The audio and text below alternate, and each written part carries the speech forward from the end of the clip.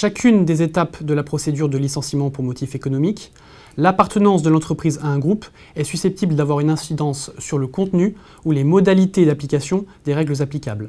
C'est le cas notamment au stade de la détermination du motif économique de licenciement, au stade de l'établissement d'un éventuel plan de sauvegarde de l'emploi ou encore au stade de la mise en œuvre de l'obligation de recherche de reclassement. L'employeur doit donc se montrer vigilant dans l'identification des règles qui lui sont applicables tout au long de la procédure. Et cette vigilance est d'autant plus importante que malgré le travail d'harmonisation réalisé par les ordonnances Macron du 22 septembre 2017, la notion de groupe reste protéiforme. Par exemple, pour l'appréciation de la validité du motif économique de licenciement, l'article L 1233-3 du Code du travail se réfère au secteur d'activité commun à l'employeur et aux autres sociétés du groupe auquel il appartient, tandis que c'est le critère de la permutabilité qui détermine le périmètre de reclassement au sein du groupe. Cette coexistence de définitions différentes est source de confusion et d'insécurité.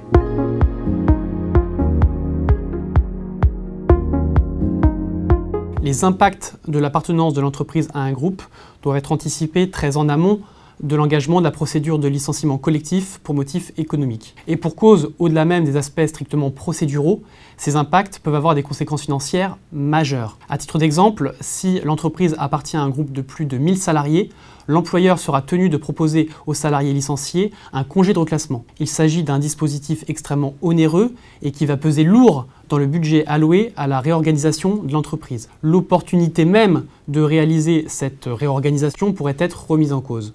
D'où la nécessité de réaliser un chiffrage précis.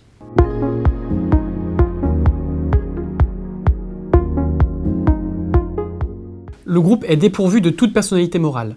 Chacune des entreprises qu'il compose est indépendante juridiquement. Pour autant, lorsqu'un licenciement collectif pour motif économique est engagé au sein d'une filiale, le mécanisme du co-emploi peut être mobilisé pour imputer les effets de la réorganisation à une autre société du groupe qui sera en général la société mère. L'objectif est en quelque sorte de sanctionner le comportement de la société mère lorsqu'elle décide dans son seul intérêt de supprimer des emplois au sein d'une filiale. Alors la difficulté est que dans un premier temps, la Cour de cassation a retenu une définition beaucoup trop extensive de la notion de co-emploi qui ne correspondait pas aux réalités pratiques des fonctionnements au sein des groupes. Et donc une situation de co-emploi pouvait être caractérisée même en l'absence d'immixtion excessive de la société mère dans la gestion de sa filiale.